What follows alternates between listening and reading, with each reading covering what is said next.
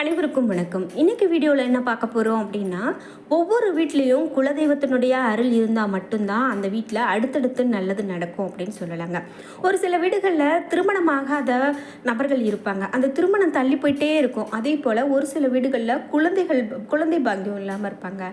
வாழ்க்கையில் அடுத்தடுத்து கஷ்டத்தை பார்த்துட்டே இருப்பாங்க.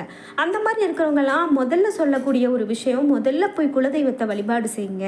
குலதெய்வத்துக்கு ஏதாவது நீங்கள் நேர்த்திக்கடன் செலுத்தாமல் இருந்தீங்கன்னா அதை முதல்ல செய்யுங்க அப்படிங்கிறது தான் எல்லோருடைய ஒரு அட்வைஸாகவும் இருக்கும்.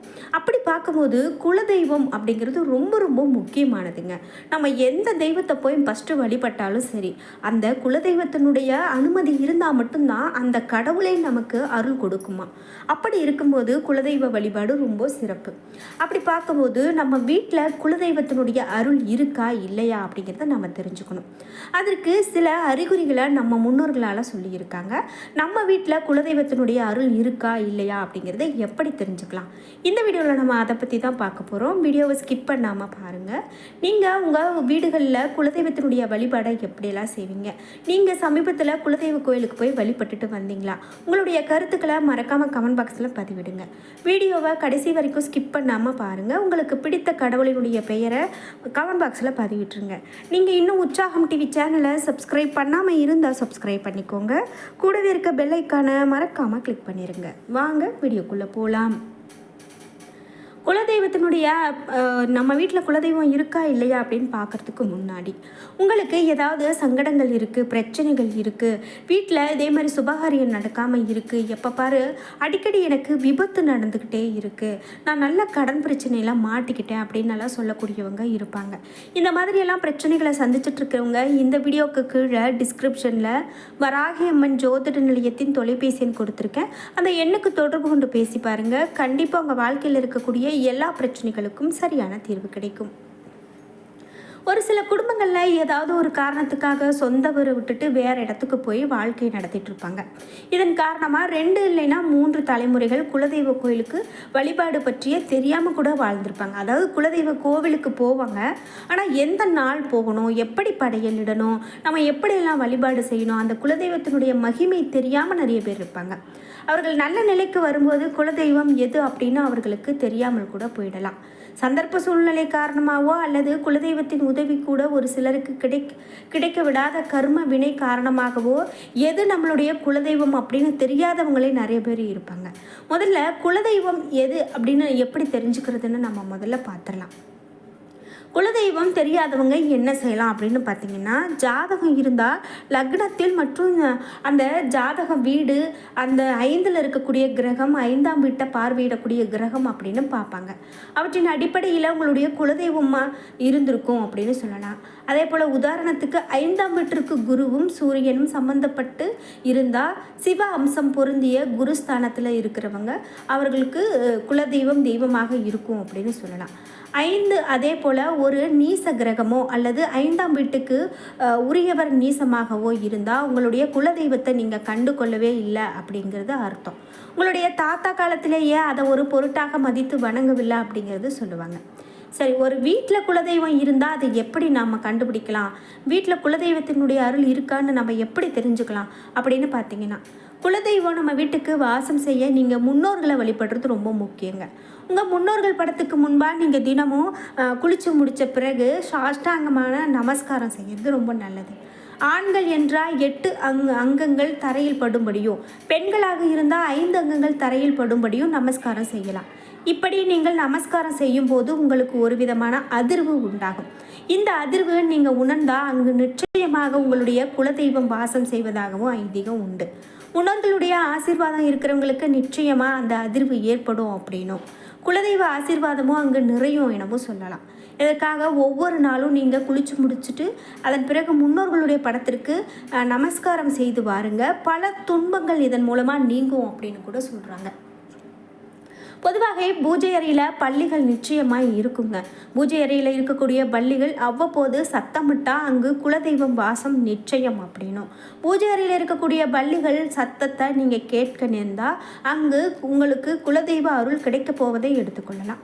அதே போல் சில குழந்தைகளை நம்ம பார்க்கும்போதே ஆச்சரியமாக இருக்கும். அந்த குழந்தை அதனுடைய தாத்தா பாட்டியே போன்றே அல்லது உறவினர்களை பிரதிபலிப்பதாகவோ அந்த குழந்தை நமக்கு தோன்றும். நீ உங்கள் மாமா மாதிரி செய்கிற, நீ உங்கள் தாத்தா மாதிரி செய்கிற அப்படின்னெல்லாம் நம்ம சொல்கிறதுல இருந்தே தெரிஞ்சுக்கலாம். அப்படி சொல்லும்போது அங்கு குலதெய்வம் வாசம் செய்வதாக ஐதீகமாக சொல்கிறாங்க. இதே போல் நீங்கள் தினமும் காக்கைக்கு சோறு வைக்கக்கூடிய பழக்கம் உடையவங்களாக இருக்கீங்க அப்படின்னா நிச்சயமாக அதை உற்று நோக்கி பார்க்கணும். நீங்கள் சாதம் வைக்கும் பொழுது காக்கை சாதத்தை சாப்பிடாமல் சிறிது நேரம் அமைதியாக வீட்டை பார்த்து கொண்டே இருக்கும். கொஞ்சம் நேரம் கழித்து தான் அது சாப்பிட துவங்கும். இதை கவனித்து பார்த்தா உங்களுக்கு தெரியும். இப்படி காக்கை உங்களுடைய வீட்டை நோக்கி பார்த்து கொண்டே இருந்தால் அங்கே குலதெய்வ அருள் நிச்சயமாக இருக்கும். குலதெய்வம் வாசம் செய்வதால் தான் பித்ருக்கள் ரூபமாக காக்கை நம்மளுடைய வீட்டை உற்று நோக்குகிறாங்க அப்படின்னு சொல்லலாம். சாதத்தை எடுக்க வந்த காக்கை சாதத்தை எடுக்காமல் நம்ம வீட்டையே பார்த்துக்கிட்டே இருக்கு அப்படின்னா குலதெய்வம் வாசம் உண்டு அப்படின்னு சொல்கிறாங்க. சரி, உடல்நிலை சரியில்லை அப்படின்னா கோவிலுக்கு உப்பும் மிளகும் தானமாக கொடுக்கறது வழக்கம். உப்பு மிளகு தானம் கொடுத்தா உடலில் இருக்கக்கூடிய நோய்கள் எல்லாம் நீங்கும் அப்படிங்கிறது ஆன்மீகத்தினுடைய மிக பெரும் நம்பிக்கையாக இருந்து வருது. அந்த வகையில் உங்களுடைய உடலினுடைய வயிற்றுப்பகுதியில் இருக்கும் வாயுவானது பிடிக்கப்பட்டால் அங்கு பிரச்சனை ஆரம்பிக்கும். மலச்சிக்கல் போன்ற தொந்தரவுகள் வரும். இப்படி ஏற்படும் பொழுது உங்களுடைய குலதெய்வத்தை நினைத்து கொண்டா போதும். வயிறும் மனமும் சுத்தமாகிடும்.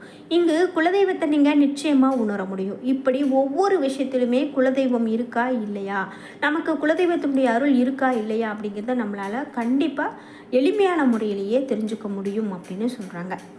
முதல்ல குலதெய்வம் அப்படிங்கிறவங்க யாருன்னு கேட்டிங்கன்னா விருப்பமான கடவுள் சிவன், விஷ்ணு, லக்ஷ்மி, பிரம்மா, அனுமன் இப்படி யாராக இருந்தாலும் சரிங்க.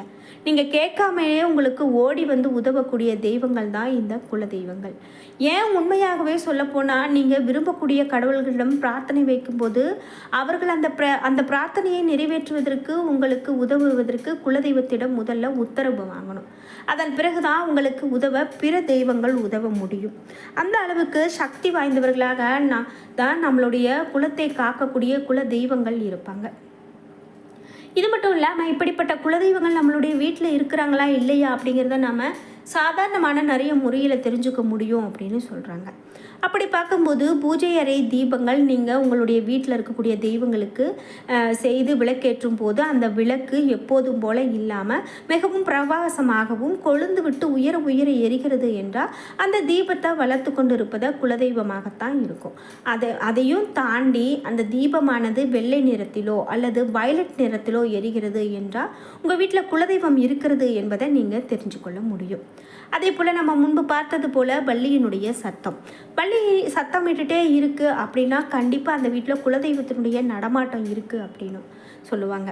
அதே போல் ஜோதிடர்கிட்ட போனீங்க, சாமியார்கிட்ட போனீங்க அப்படின்னாலும் யாருமே முதல்ல உங்கள் வீட்டில் பள்ளி சத்தம் போடுதா இல்லையா அப்படிங்கிறதெல்லாம் கேட்பாங்க. இதெல்லாம் ஆன்மீகத்தோடு தொடர்பு இருக்கக்கூடிய ஒரு அறிகுறிகள் அப்படின்னு சொல்லலாம்.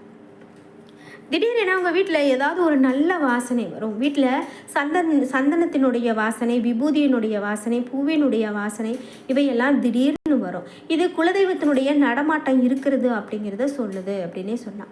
கோவிலில் இருக்கக்கூடிய குலதெய்வத்திற்கு செய்யப்படக்கூடிய சந்தன அபிஷேகம், விபூதி அபிஷேகம் என்று எப்படி செய்வது, அவர்களுக்கு அணிவிக்கக்கூடிய மாலைகள், இது போன்ற இந்த அபிஷேகம் எல்லாமே முடிந்து உங்கள் குலதெய்வம் உங்கள் வீட்டுக்கு வரும்போது குலதெய்வத்தின் கூடவே இது போன்ற வாசனைகளும் வரும். இதை நம்மள பலரும் பல நபர்களுக்கும் உங்களுடைய வாழ்க்கையில் நடந்திருக்கும். இதுவும் குலதெய்வம் உங்களுடைய வீட்டில் இருக்குது அப்படிங்கிறத உறுதி செய்யக்கூடிய ஒரு அறிகுறியாகத்தான் சொல்கிறாங்க. மேலும் சில குடும்பத்தினருக்கு கருப்பன், ஐயனார், முனியப்பசாமி போன்ற ஆண் தெய்வங்கள் குலதெய்வமாக இருக்கும். இந்த தெய்வங்களுக்கு எல்லாம் நாம் சுருட்டை ஒரு பிரசாதமாக வைத்து வழிபாடு செய்கிறது நிறைய பேர் வைப்பாங்க. அப்படி உங்கள் வீட்டில் சம்மந்தமே இல்லாமல் திடீரென சுருட்டு வாசனை வருது அப்படின்னா கண்டிப்பாக அங்கு குலதெய்வத்தினுடைய நடமாட்டம் இருக்குது அப்படிங்கிறதையும் இதனால் நம்மளால் உணர முடியும் அப்படிங்கிறது சொல்கிறாங்க.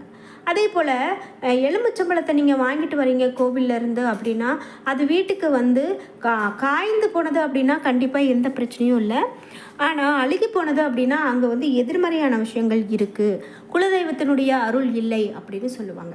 இப்படி குலதெய்வம் நம்ம வீட்டில் இருக்கா இல்லையா அப்படிங்கிறதுக்கு தெரிந்து கொள்ள நிறைய விஷயங்கள் நமக்கு உதாரணமாக சொல்லிக்கிட்டே போகலாம்.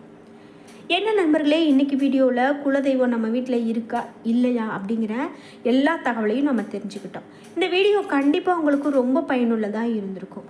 வீடியோ உங்களுக்கு பிடிச்சிருந்தா லைக் பண்ணுங்கள், ஷேர் பண்ணுங்கள், கமெண்ட் பண்ணுங்கள். நீங்கள் இன்னும் உற்சாகம் டிவி சேனலை சப்ஸ்கிரைப் பண்ணாமல் இருந்தால் சப்ஸ்கிரைப் பண்ணிக்கோங்க. கூடவே இருக்க பெல்லைக்கான மறக்காமல் கிளிக் பண்ணிடுங்க. அப்போ தான் நாங்கள் போடுற இது போன்ற பயனுள்ள ஒவ்வொரு வீடியோவும் உடனுக்குடன் உங்களுக்கு நோட்டிஃபிகேஷனாக வந்து சேரும். நன்றி வியூவர்ஸ்.